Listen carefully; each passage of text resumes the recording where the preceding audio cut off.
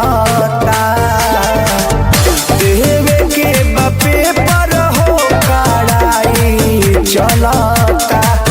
हम मिले नहीं आइब हो पढ़ाई चलता। हम मिले नहीं आइब हो पढ़ाई चलता। आजकल न प्यार में भलाई चलता।